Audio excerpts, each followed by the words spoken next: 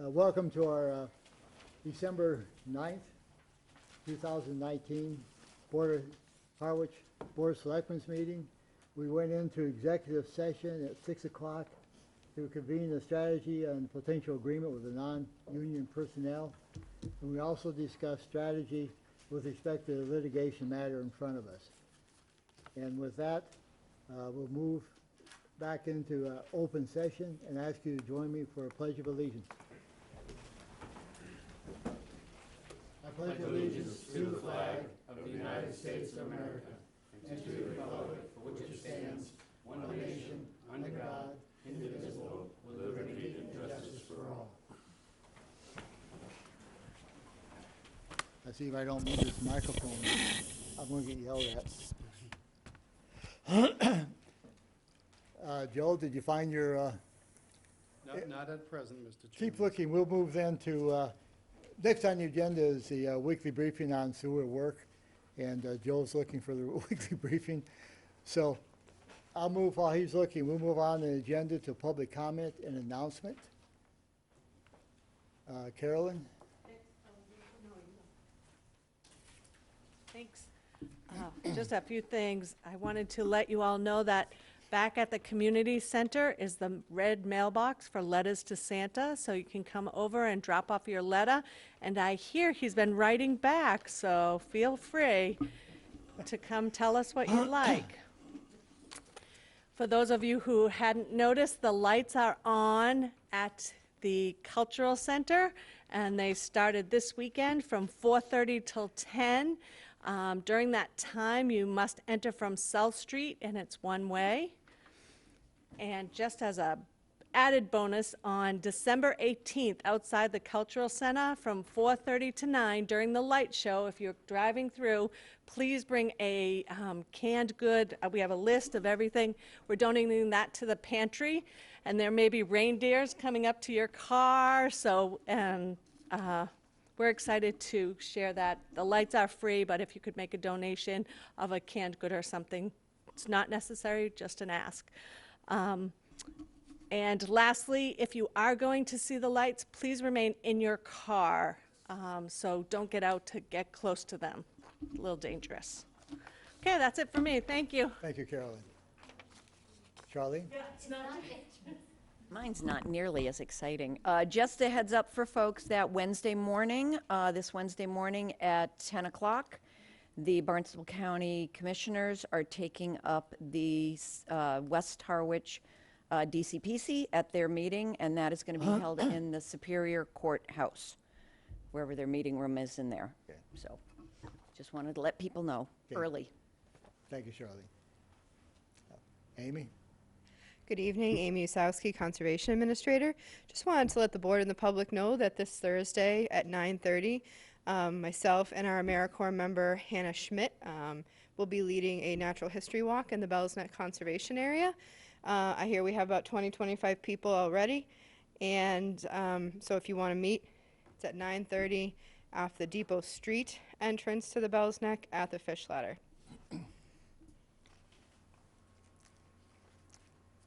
More public comment? Just one. Erica Strasbeck, Harwich Cultural Center. I just want to remind the board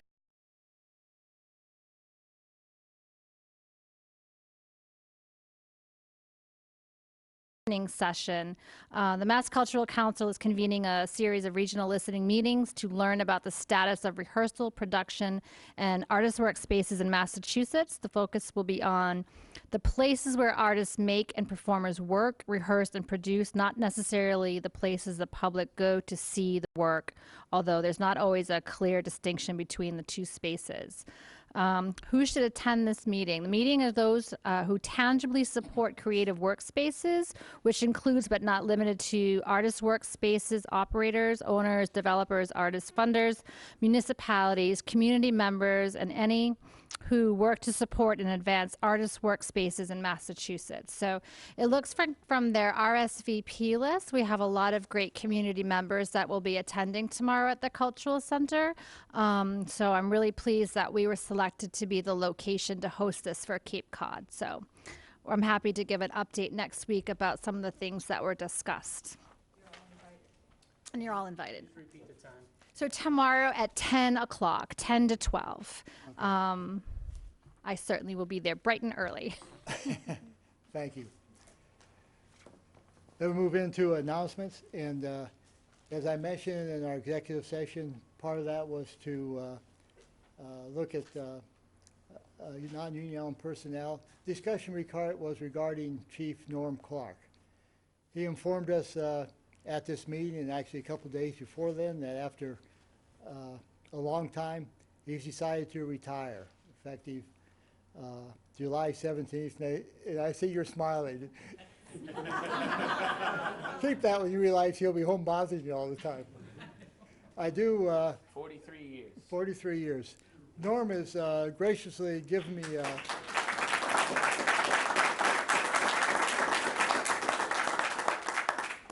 Norm submitted his a letter to us announcing this, and it's such a great letter.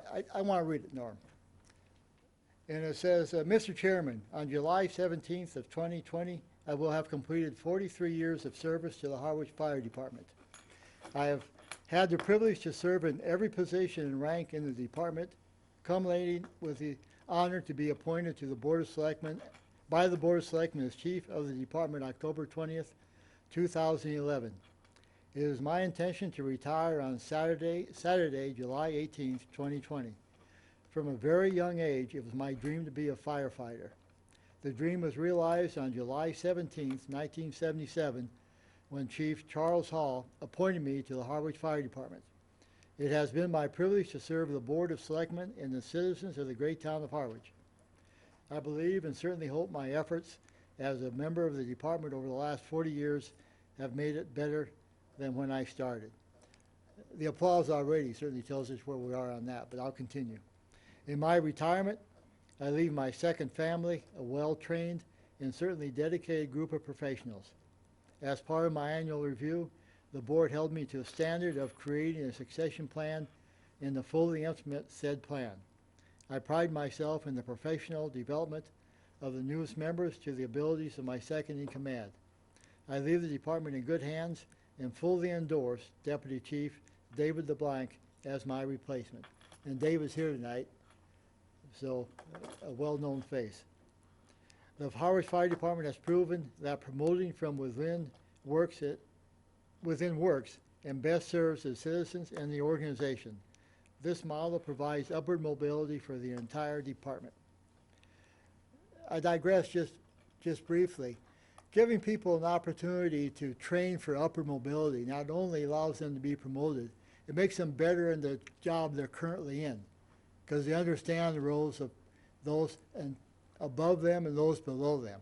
So there's more reasons than just succession. That what you've done, Norm, is critical to the department.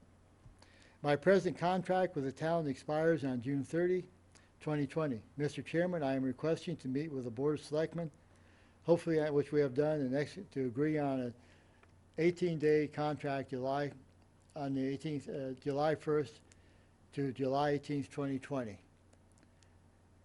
Not many can say after 43 years working in one place they love going to work every single day, and that's exactly how I feel. It is time to let the department grow and for me to spend more time with my family. Signed, respectfully, Chief Norman M. Clark. And again, this calls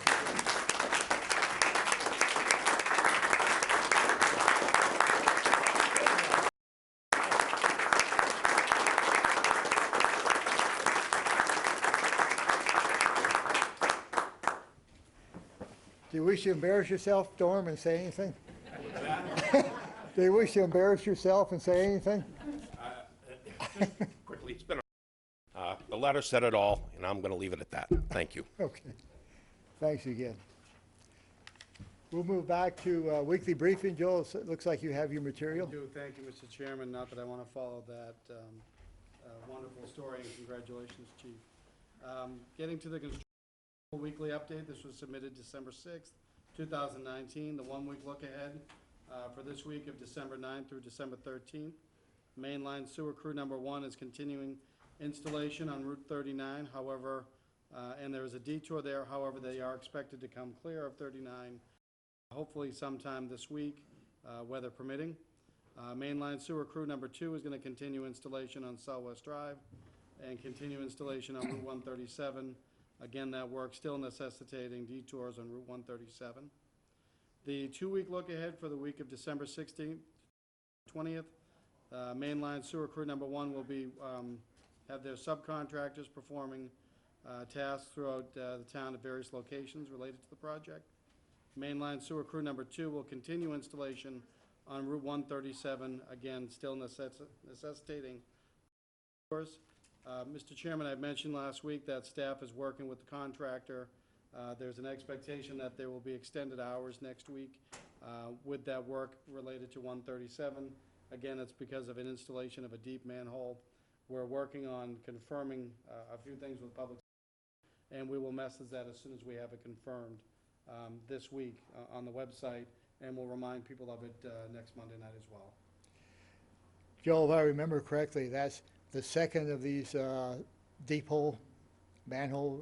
It's the second of what we expect to be four? five Five. different opportunities for extended hours.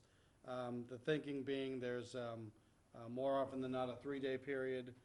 Next week it's looking to be Tuesday through Thursday, where they need a day to get the installation dug out, if you will, a day to get the installation put in, and the third day to confirm and put everything back together for the installation. Again, that's all weather permitting, and what we're working on is confirming detouring and other matters related to public safety. One follow-up question.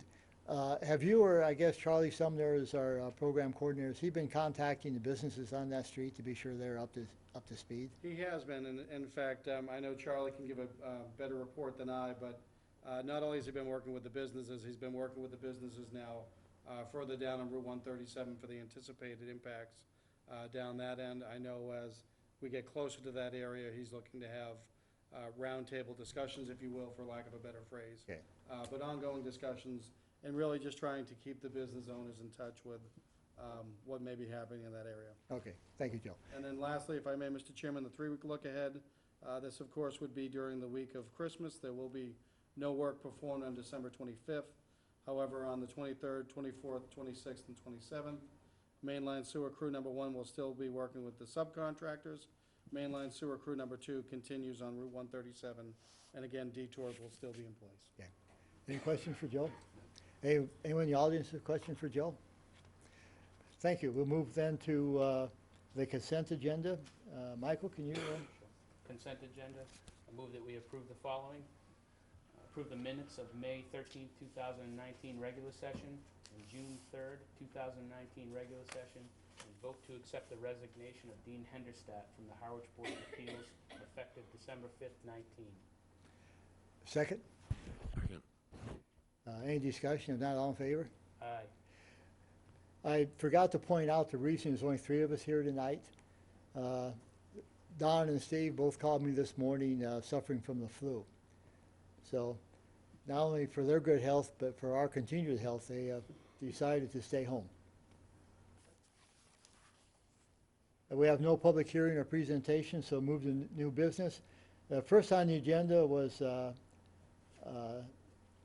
item of a contract with GHY regarding additional money that they requested funding for their design of that Dennis Harwich Yarmouth sewer plant. Because we have only 3 members here tonight, I have postponed that item on the agenda until a week from tonight, and so we have a full board there.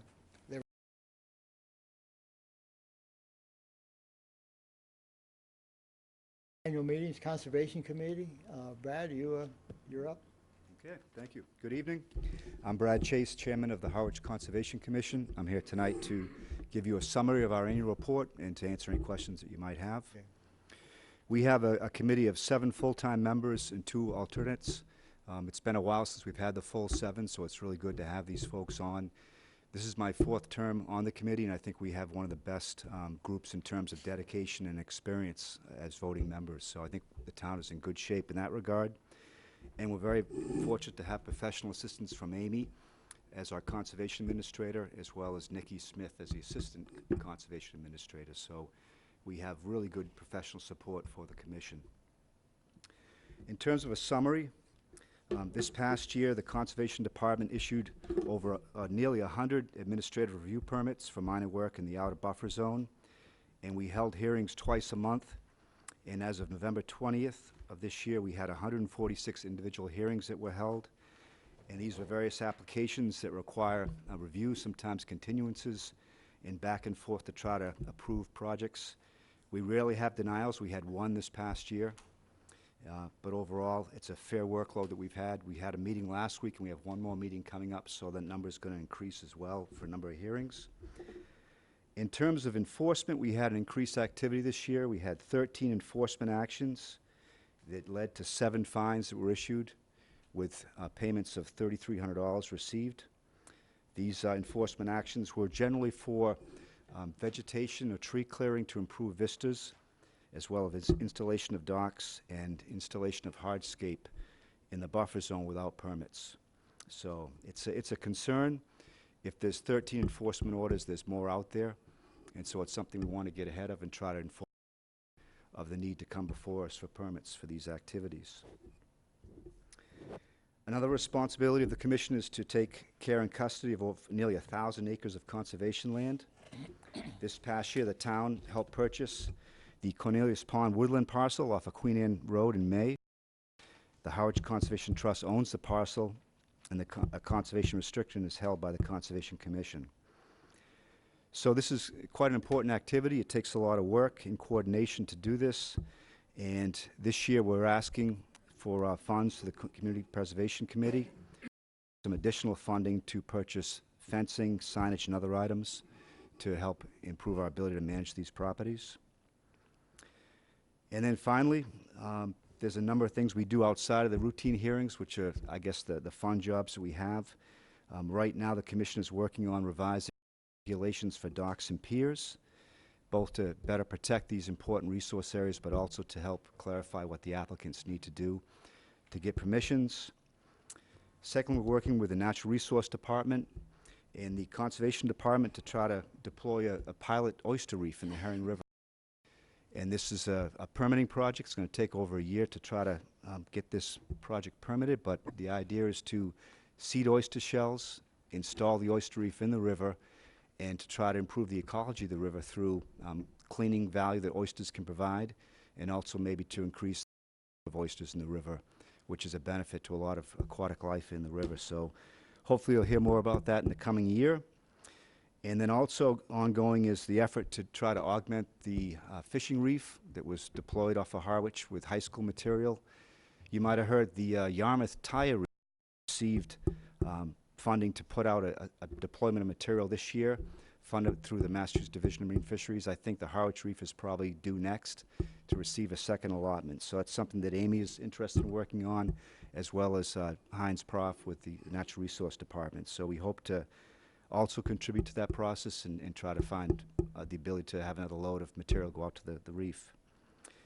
And the last item I wanted to touch on is that we need to manage the Bell's Neck conservation land. It's a case where that was leased for cranberry bog operations for a number of years. A vote was made by the Commission not to lease it, and so we need to roll up our sleeves and find the best way to manage those properties in the interests of the Conservation Department. So that's my brief report. If you have any questions, I'd be happy to answer them. Thank you, Brad. Any questions, comments? No comments. Thank you for. Okay, thank you. You know, just, it's a really hard-working committee. And I'm always amazed, and I don't, Amy makes fun of me because I don't laugh. I come almost to most meetings, but I cheat and leave early. And don't stand, I see Stan. Maybe the members of the commission, if you could just, I see John and Stan. Brad, you want to just introduce the other members? Sure. Here we have John and Stan, dedicated members. They serve on subcommittees. I think John serves on the CPC subcommittee as well. And do you serve on? No, but very active members. Both these guys are here tonight. I think, again, we're very fortunate. I've been on the committee for almost 11 years, and I think the present, experience and dedication is extraordinary. And teamed up with our professional staff, I think. Yeah, Amy, stand up and take a bow, too, because... I'll stand up. I don't think I'm in a bow. Well, I look at Amy, I look at Charlene, and Chief, but and Griffin, our staff is amazing.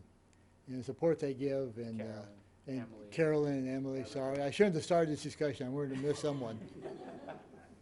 But it gives me an opportunity to point that out, because we're in a period of transition right now. And I've been commenting since we're doing that we're cautiously moving forward because of all you folks on town staff. And so not to pick on you, Brad, Conservation, but I need to continually make that comment before we're going. I agree. I think it's really important. Through my day job, I go before conservation commissions throughout the state, and I've gone through maybe 24 in the last 10 years, and I think our professional staff is as good as you'll find. So we're very fortunate here. Okay. Thank you, Brad. Thank you. Moving next to the Harwich Board Parking Committee. And I assume by now you've solved world hunger, right? Yes. Good evening, Mr. Chairman and members of the Select Board. I'm Al Donahue. I am the chairman of the Ad hoc Parking Committee for the town of Harwichport. The committee has met 15 times since its inception. We have made recommendations to the Select Board, which were accepted. The placement of signage in the municipal parking lot. We had a universal P sign put in, which is very well recognized pretty much throughout the world. We have arrows on both sides, and the traffic, which is on Route 28 traveling east or west, can see the sign. It's pretty easily recognized. The signage was also placed on the Pleasant Street exit so that it gave us another avenue towards people who wanted to use the municipal lot. The parking lot known as TD Bank Extension was designated as employee parking. There's approximately 35 parking spaces out there, and leaving available to visitors 35 more parking spaces in the main municipal lot. With grateful assistance from the Park and Recreation folks, they assisted us by monitoring the parking lot during the summer months for compliance to the no beach parking aspect of it. There were approximately 10 to 12 noted times in which the lot was being abused by folks who appeared to be going down to the beach. But the numbers were significantly lower, I think, was originally anticipated.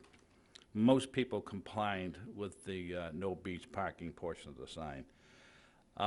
Cindy Williams, the executive director of the Chamber of Commerce, instituted a educational portion of the Chamber of Commerce use of Wayfair signs. The information was placed on the town website, and it seemed to have been pretty successful. The monitoring of the lot indicated most of the board members had taken a ride through the lots at various times, and it seemed as though, including one of our selectmen, and it appeared as though there had been parking areas available during the peak hours. So the lot was not consistent congested. With the cooperation of the TD Bank, Cape Cod 5, and allowing the public to park at night, that was a significant assistance to the parking for the community. Some additional changes we would like to have: the relocation of the no beach parking sign. There is a board in front of the Chamber of Commerce. It's described as a ladder board. We feel as though an additional sign should be placed on that.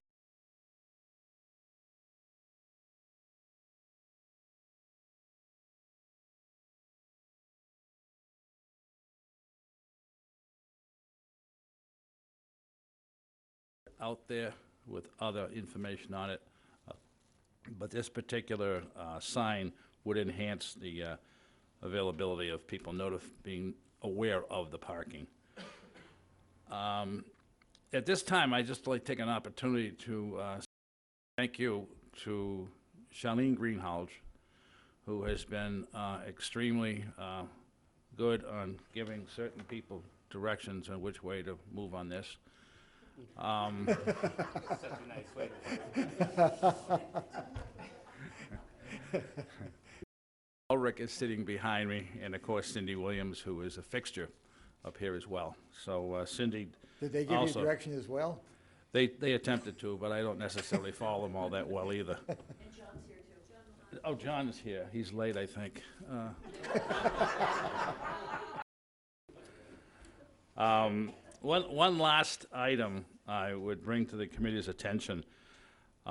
We, as a committee, feel as though we have pretty much covered most of the parking considerations for Harwich Port. We would recommend to the board at this stage, unless other things are coming forward that we're unaware of, that the ad hoc committee be disbanded. If the board finds there's a need in the future, but right now, the growth of the downtown area is, as you all know, expanding, which is great. And as you all know, we have very little parking, if any, available space without going into the outside area of our community.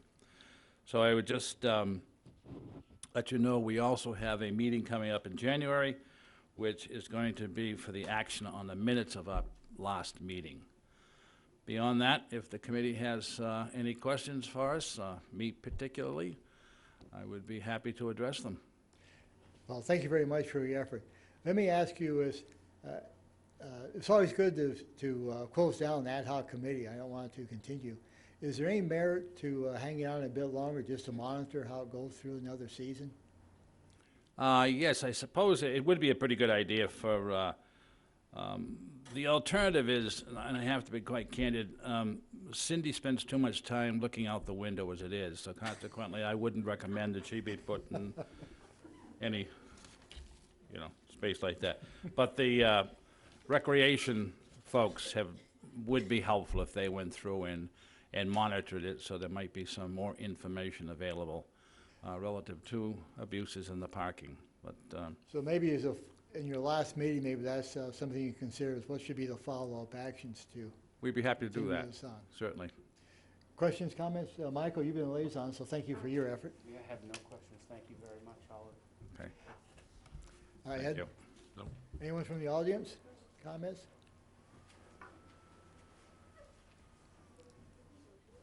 The next item on the agenda is the Harwich Port Noise Containment Committee.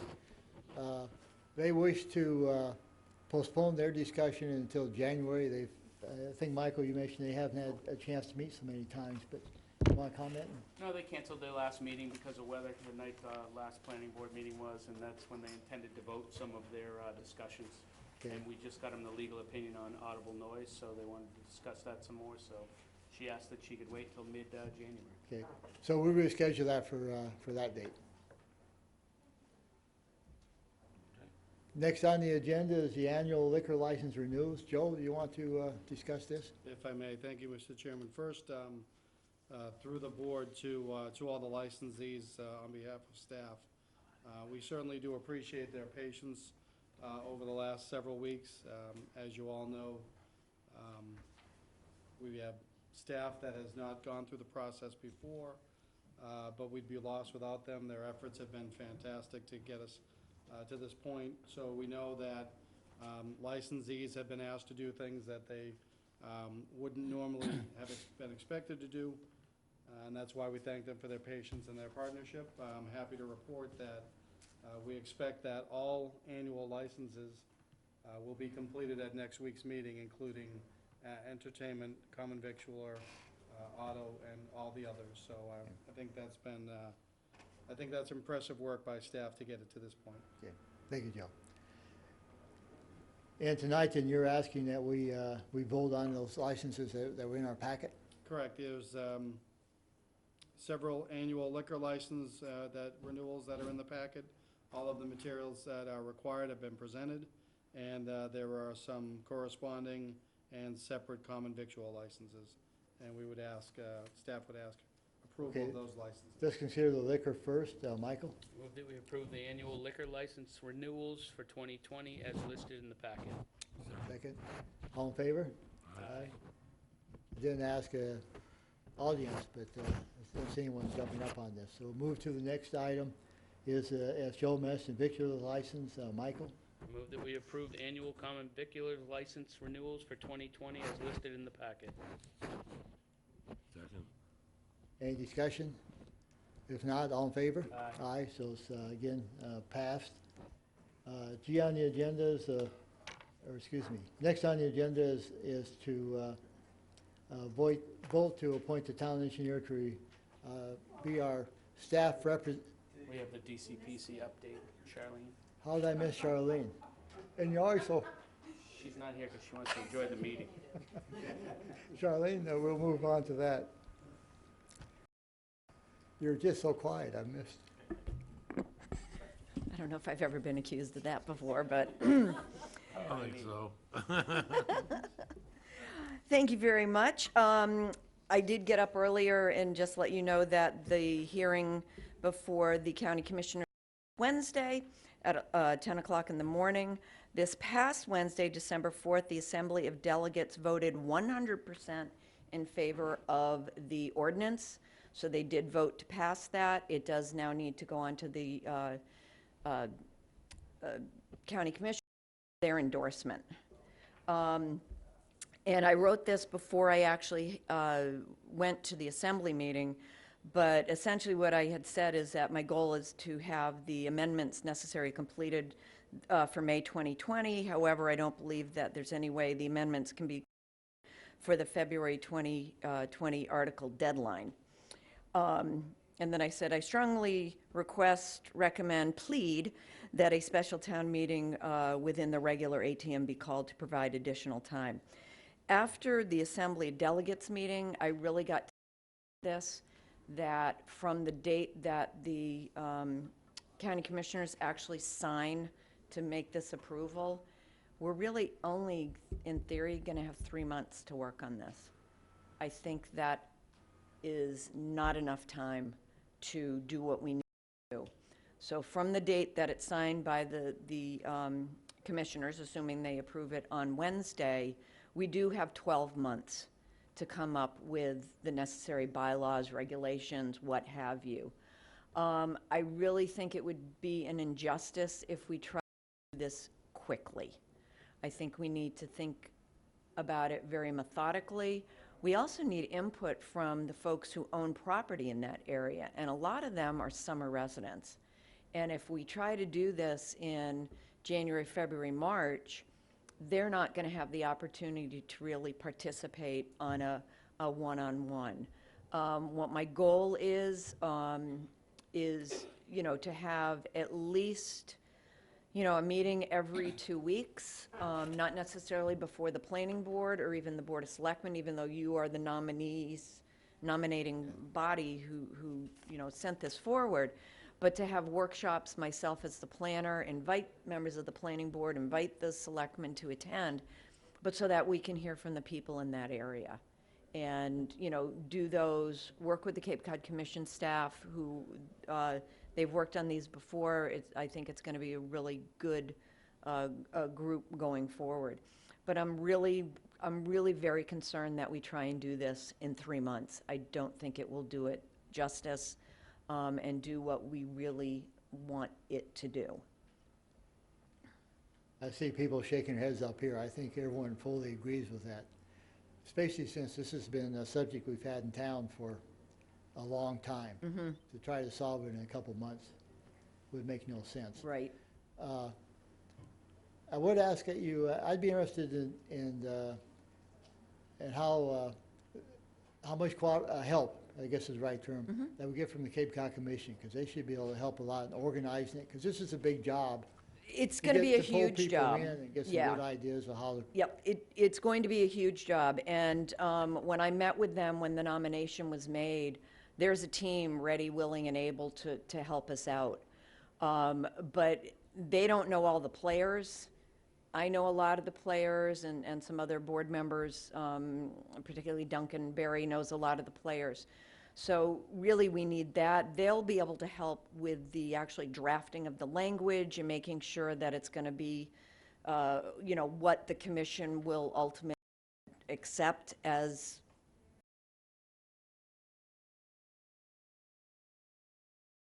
you know, we have them on board, and I'm very happy with the team that has been appointed or selected or whatever they do at the commission, Cape Cod Commission, to work with us. Okay. Michael? I have no. Ed? No, I don't have any particular questions. I think speaking for the board, which I rarely do, but in this case, we're all willing to help you. Anything we can do to help out. Do what we can. Right. You know, I'm not gonna just let it do nothing. I'm gonna start getting into things. 'Cause I think you've heard the rumors, I too am retiring in July. So I'm gonna try and get as much done as I can for whoever the next planner is, so that they can just kind of slide in and you know, finish it up. So I'm hoping to have the bulk of it done before I leave. So that means if you don't get it done, you don't leave on time. Yeah, no, I'm leaving.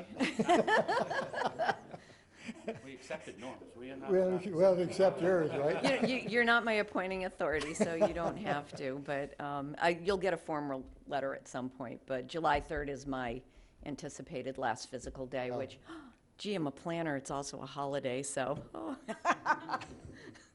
Thank you for that, Charlene.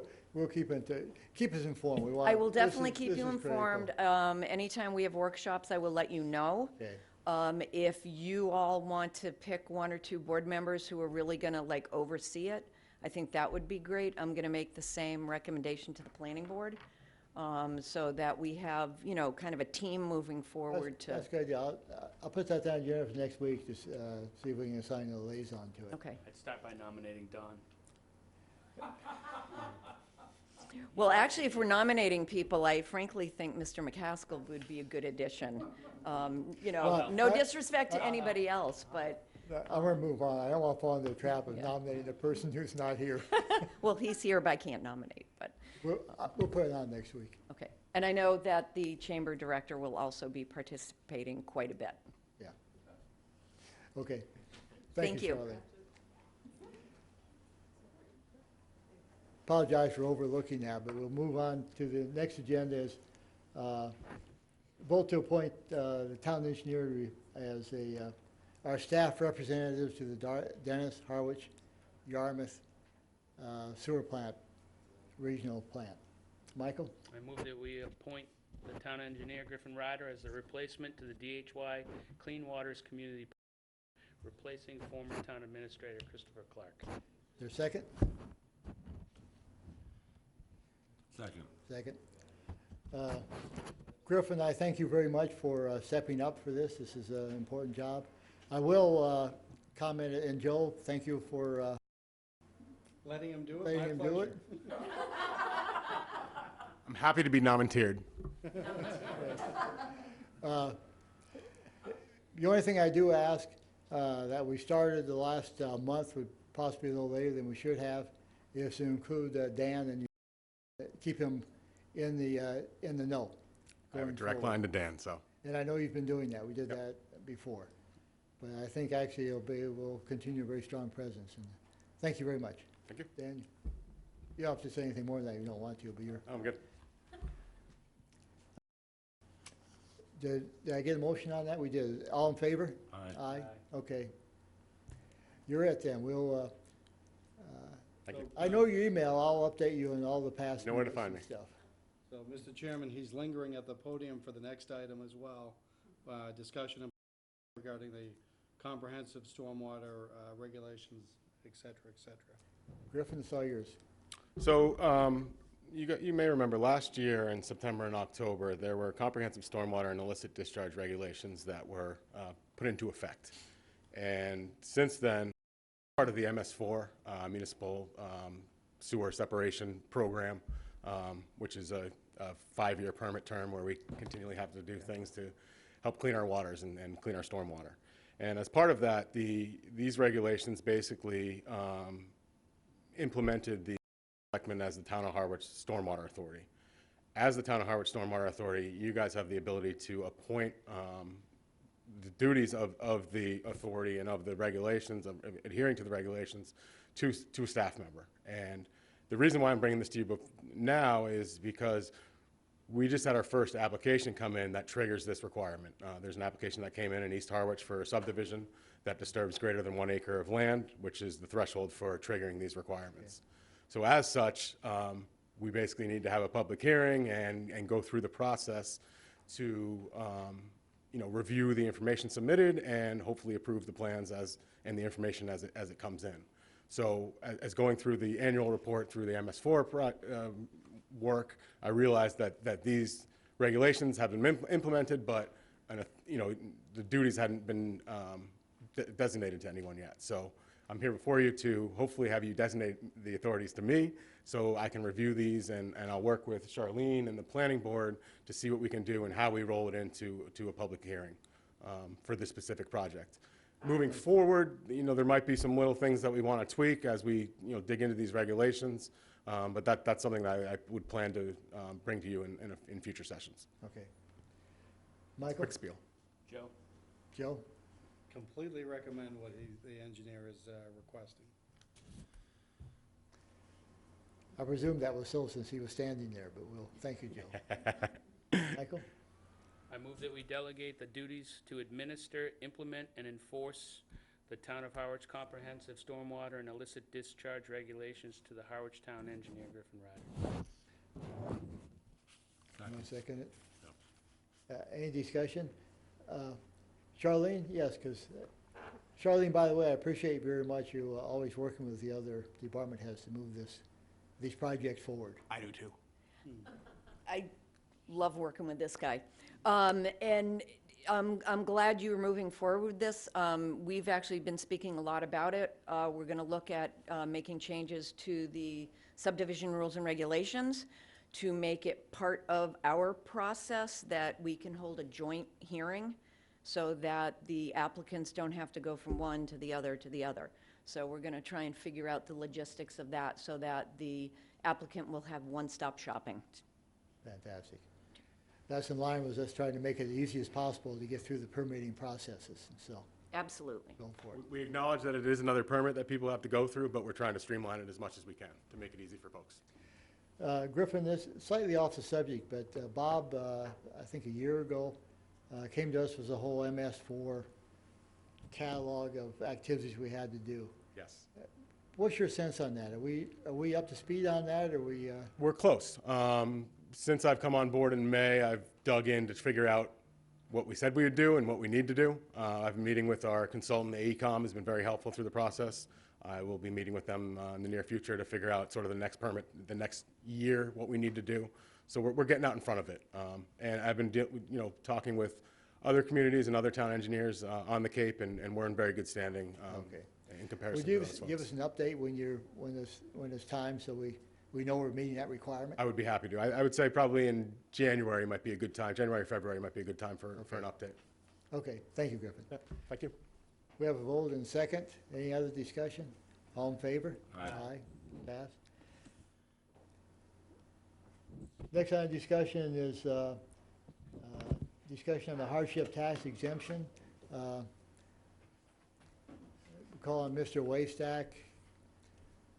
Good evening, Mr. Chairman.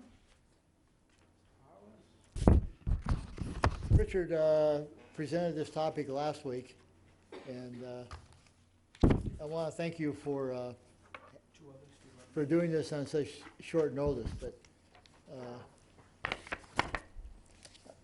whoops, I felt it was good to have this discussion before we got busy on budget season, and we had time to listen. Thank you, Mr. Chairman, members of the board, Mr. Powers. We were before you, classification, about a month ago. We talked about recommending the factor of 1, but understanding that we still have some gaps in our community. We have some wonderful programs available to those who are seniors in our community, to those who are veterans, those with sight impairment, number of various exemptions and tax credits that are available, but we're very limited on what we can do for the folks under the age of 65. There's only one thing that is available. It's on the second page. It's, in essence, a temporary hardship that can be utilized as strictly a tax deferral. Tax deferral being that they can set aside their taxes for a period of time, and in this particular Department of Revenue,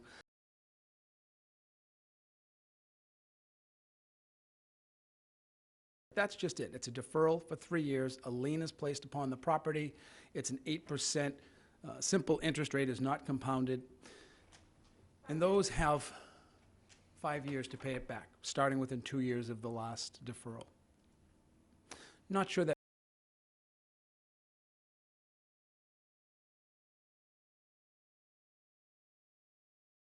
to rent because we have such a lack of affordable rentals in the area.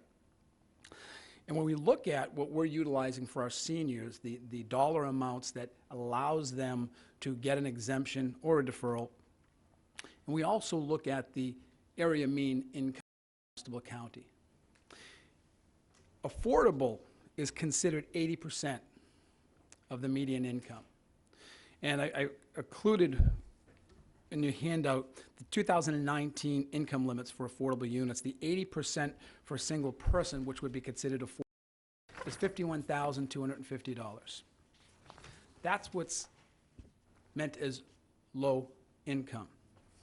Median low income is approximately $32,000, and very low income is $19,000. That's a 30% rate. We're not ready for any vote tonight by any means. You're short, and this was very quick coming before you.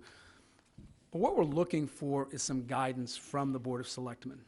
The Board of Assessors were very adamant that they want to look into a program that we can use an actual tax credit rather than a tax deferral. There are a number of reasons to do so.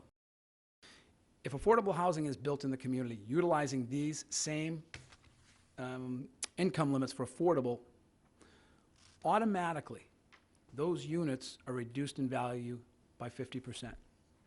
They're reduced in assessed value by 50%. So taxes on any of those affordable properties in town, again, their taxes are cut in half. By allowing a tax credit for various... Can you start that again? I may have been daydreaming. I'm not sure I understood it. If we have an affordable property in town, might it be a Habitat for Humanity property? Gomes Way that we have in East Harwich, what is being, Murray Way over in West Harwich is being proposed. All of those properties are assessed at 50% of their market value. So rather than paying full taxes on those properties, they are being cut in half their assessed value. By keeping people in their homes paying full taxes and allowing a credit of a various amount, from $500 to $750 or even $1,000, the town is still getting greater value, getting better taxes by offering a limited tax credit for those in need. And this is strictly a financial hardship for those under the age of 65. You can see the programs we have.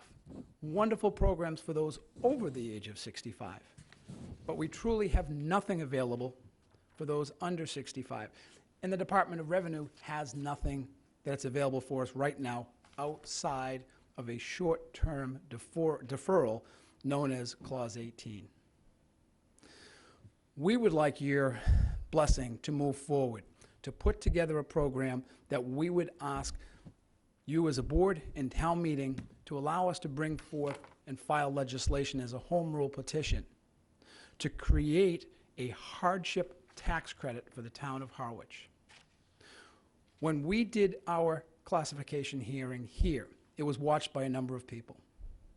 I've been contacted by 2 other chairs of boards of assessors here in the Cape, very interested in what we're doing and looking to get more information about this type of hardship tax credit that can be used for those under the age of 65.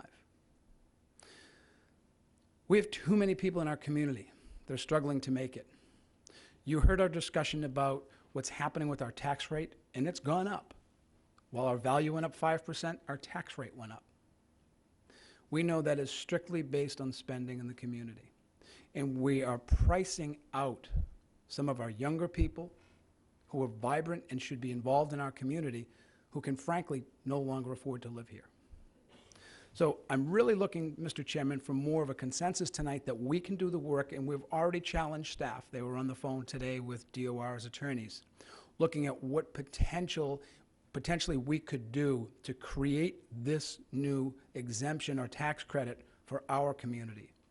And frankly, I'm proud of the Harwich Board of Assessors, Mr. Kavanaugh and Mr. Nightingale, who feel it's important that we be proactive. Let's not follow everybody else. Let's lead the way in addressing the needs of our taxpayers and our residents under the age of 65. Thank you, Richard. Ed, comments? Well, question, what's the difference between an exemption and a tax credit? In essence, a tax credit is a direct credit on their taxes. For instance, the Commonwealth on our senior tax credit, 41C, that's in your packet there. That started out, the Department of Revenue would allow towns to offer up to a $500 tax credit. Okay. We've now gotten to the point that we've increased that up to $1,500, again, through legislation, and we're the only community in the Commonwealth that allows up to $1,500, and it's a tax credit.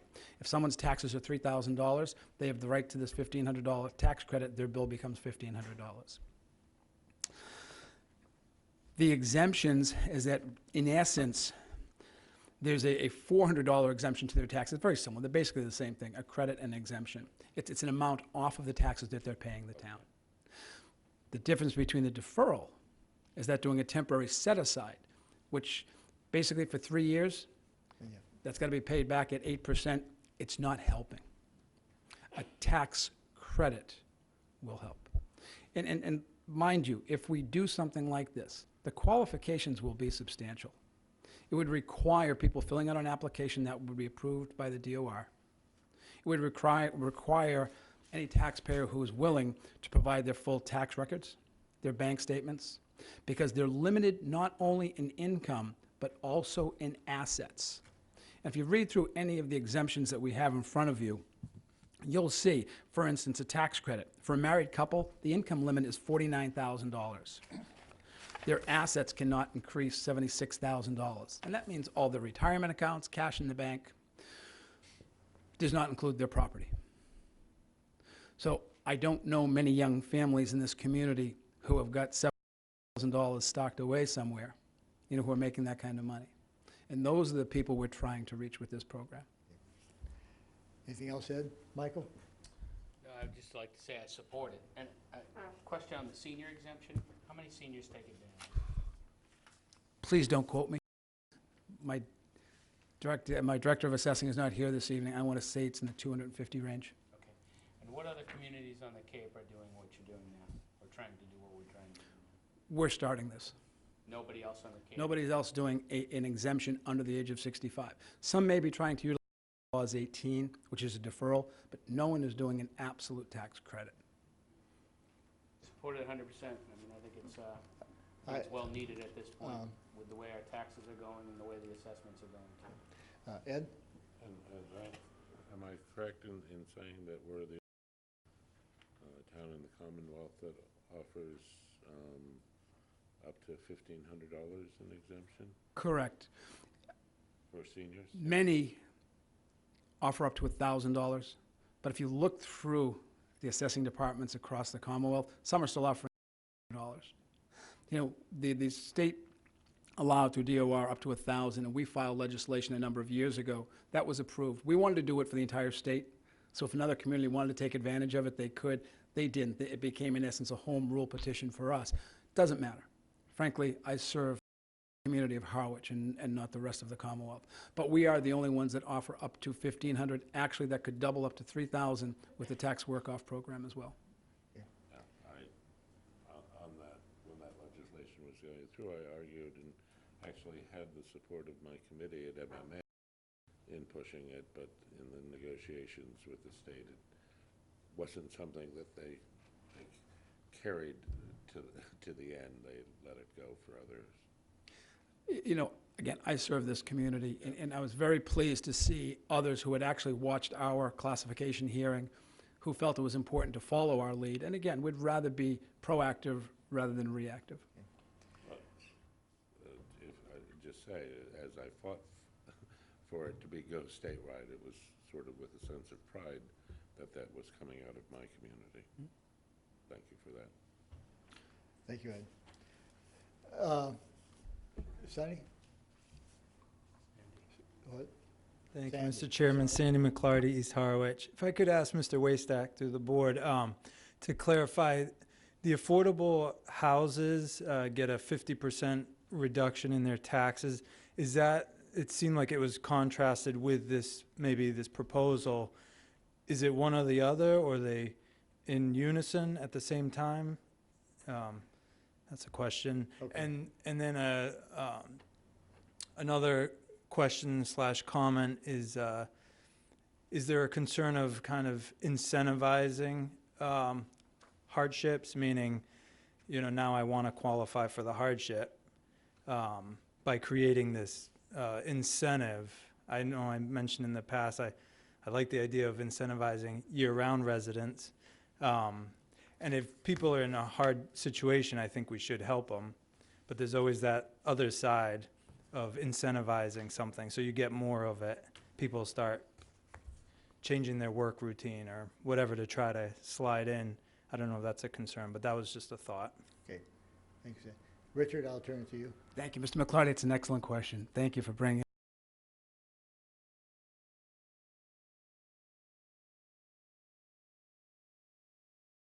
We should not be double dipping. I think where something is classified as an affordable home, affordable comes with it a deed rider, which the deed rider states that the property must maintain its affordability in perpetuity. So in other words, if you were buying a home and you bought it at $200,000 and over the years it had increased in value and it's now $400,000, an affordable home, those owners do not have the right to pick up that equity. Their value will be restricted as it is through the assessed values. Okay? I don't see us double dipping. I think the criteria would be for those who own homes. And many of the exemptions that are available through the Commonwealth come with it a requirement that they must be domiciled in the community for 10 years. So in other words, to have a program like this and people saying, well, I'm going to buy in Harwich so I can take advantage of this hardship tax credit, will create the criteria that will limit that from happening, and that people will have to be involved in this community for more than just a couple of years.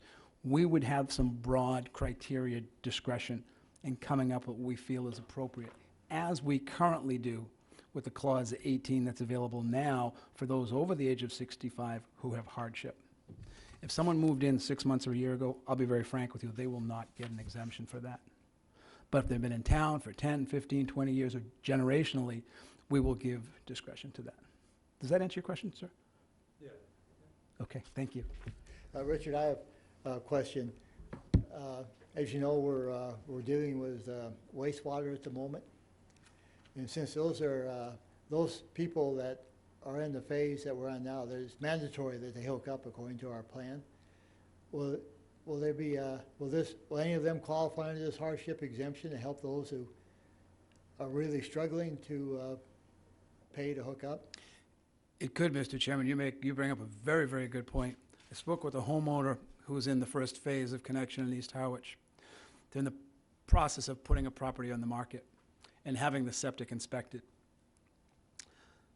Should that septic fail, under the real estate transfer bylaw, they'll be required to upgrade that septic system. They can apply for a waiver, but it's not a given. If for whatever reason the waiver is denied, they would be required to put in a new septic system, and then within a year to a year and a half, be required to connect to the new septic system. We're going to have a number of instances where people are going to be hurting in this community. I know there are going to be some low-interest loans for people to connect to sewage. We need to look at the entire package, and it's going to be what their earnings are, what they have in the bank. It's going to be asset and income, and if they're stricken by the new sewage guidelines. I guess my comfort level is if they fit the same criteria, help with the sewer might be part of your package. That's what you're saying. We'll be happy to look at it. Again, right now, we have an open canvas. And what I'm looking for is your guidance to say, yes, move ahead. Let's get something down. We'll come back to you with a more formal, exactly what we're looking at, with guidance from the Department of Revenue, absolutely with your approval touching base with our legislative body to see if they'd be willing to support it as well. And again, I think it's something that we see coming across Cape Cod. Okay. You asked for, I'm sure we need a vote. I'm mean, really the not body- looking for a vote. I'm just looking the for body consensus. language is, certainly, we're all in favor of moving ahead. That's all I'm looking for, Mr. Chairman. I thank you for your time this evening, and thank you for putting on the agenda so Okay, quickly. thank you. Appreciate it. Next on the agenda is the search process, and gathering some information on this. In deference that I promised Don and Steve both we would avoid this discussion. We'll pile on next week with a lot of these items on the search process. Okay? The contracts, Joe, you want to handle this for me? Certainly, Mr. Chairman. So we were hoping to have material presented to the board this evening regarding the Weston and Sampson DHY peer review engineering service. You may recall several weeks back it had been on the agenda, but council's review of it indicated that it was an improper form. So staff has been working with both Weston and Sampson and council to correct that. I think the latest was we had reviews today, so we're hopeful that this matter will be presented fully to the board next week, whereby we have signatures and materials ready for them. Okay, Michael? Is your committee, you and Don, or Yeah. you and Chris, have you discussed this? We Are have. we holding up the other towns? We are. And so we've been pushing to do this as quickly as we can, because this review told it a couple weeks ago to move ahead with it. And so I'm a little disappointed we're not ready yet. I know Joe's been in contact with the other towns. And I'd like some assurance we'll get it done at least next week, because the other towns are, Yeah, we the are hold- holding them up. If I may, Mr. Chairman, the holdup late last week was additional language changes from Weston and Sampson that, quite frankly, we weren't sure that we could have the town accept, so it had to be reviewed by council. Council went over those. They went back and forth on some language changes, and I feel confident that it'll be in the packet for next Monday's agenda that we'll have Okay. perhaps as early as Wednesday of this week. Okay, Michael? Additional changes after the other towns voted it? So, no, the towns haven't voted it, is my understanding. What the other towns have done is they've committed to their obligations of the $6,000 each. In fact, the concept of the towns voting is one of the concerns that council had with the proposed language. So what we've developed is a contract, an appropriate engineering contract between the town of Harwich and Weston and Sampson, and there's corresponding intermunicipal agreement language whereby Dennis and Yarmouth confirm that they're okay with it and that they've secured the funding. We have reached out to those towns, and they are aware that we're doing that effort. So those are all the elements that were missing before, and quite frankly, it was an attempt to make sure that one of the first contracts that we have executed for DHY is done solidly, legally, and correctly. I think we got caught in a little bit of going back and forth here, Michael, and that Harwich, we agreed to be the, basically the contracted agency for the three towns. We've had experience with that with Pleasant Bay, where Chatham is the contracting, we contribute to that. And so the other towns voted for the funds, but they have not reviewed since it's our contract. And when we got back, when Joe and Griffin started looking at the contract per se, they weren't comfortable with it. So we're trying to move as quickly as we can, and your point's well taken. We are holding up a little, but we'll get it done in time, so we'll get it done. Okay? Next then is, any more discussion on that? Next then is the town administrator's report. So thank you, Mr. Chairman. In your packet, you will have seen the budget warrant timeline for fiscal year 2021. I also handed out this evening an update, as unadorned and crude as it is. It's a list of all the department budget reviews that have either occurred or are scheduled to occur. I want to alert the board that there was a potential deliverable this evening regarding the 7-year capital outlay plan with joint meeting with Board of Selectmen and Finance Committee. However, as the Finance Director and I have been meeting with the departments, we've been made aware early last week that there were additional capital items that weren't presently in the capital plan where there was an expectation that they would be. So we're trying to circle back on that. I'm hoping that we would do that before the end of the month as required by charter. However, I haven't had a chance to reach out to Capital Outlay yet. I'm hoping to do that tomorrow. I don't foresee any major problems, but before we did the handoff, wanted to make sure that we took one more look at vetting that plan. Secondly, with that. Joe, if I can interrupt on that, is on the capital items, are those items that they're clarifying placeholders, or are those new items? Well, my understanding from department heads is that they were expecting that these were items that would have been included. It's difficult to try and recreate the document without notes. Okay. So that's why we want to reach out to Capital Outlay, just to make sure that we're on the same page. I appreciate that'll be a good discussion, because we've tried to clarify the capital plan that is looking forward, we're not jumping things in there.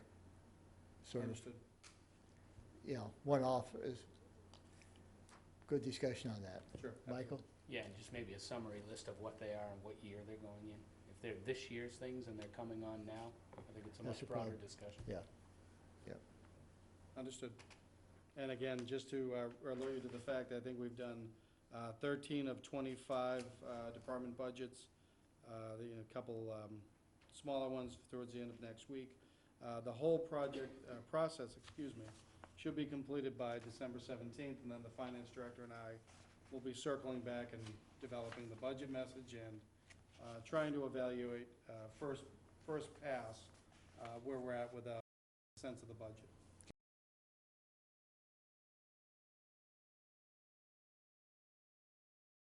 They responded very quickly, and I thank all of them for their efforts. Good. We thank you as well. This is obviously the one of the top things we have to concern ourselves with. And if I could build on those, thanks, Mr. Chairman, just to alert the board to a memorandum that I provided this evening, a handout. It's just advising the board as to where we are with staffing levels in the administration department, and to be frank, some staffing needs that I see to successfully get the town through the logs jams that we have in personnel and procurement, while also continuing on the good work that we have on standard duties while building for town meeting in the. Okay. Thank you, Joe. I asked Joe to put this together because I wish to add an agenda item next week to vote on additional support for the town administrating office. So we handle these to get ready with our efforts on getting ready for town meeting. That's it, Joe? That's it. Thank you, Mr. Chairman. Move then to Selectmen's reports. Ed? I guess all I'd like to report on is this Friday is the monthly meeting of the Cape Cod Selectmen and Councilors Association. You've indicated you'll be attending, Right. Larry. The subject is are the growing problems we're having to finding places to put our garbage, our solid waste at a reasonable price, and what that looks like in the future. As the clerk of the association, I get the RSVPs, and a number of towns have their public works director and/or transfer station director attending the meeting. So I reached out to Link and invited him. Unfortunately, he has a number of personal commitments that morning, but he is going to direct his transfer station manager, Cody, to attend, and I think it'll be quite useful because, quite honestly, the problem of finding places at a reasonable price to dispose of our trash is problematic now and only looks to getting worse, and it's an issue we're all going to have to work on. Thank you, Ed. Michael? I have no report. I just want to, interrupt Cindy and Mary's discussion and thank Cindy for the Christmas on the Harwiches. The lighting was always amazing. I'm never invited to sing, for good reason, but was well attended, and actually the rain held off, I think, for the evening. So thanks to Cindy and the Chamber of Commerce for putting together those events. I don't know, man. You sound like you could pull off a Bing Crosby-ish sort of. Entertain, motion to adjourn, anyone? Motion to adjourn. Second?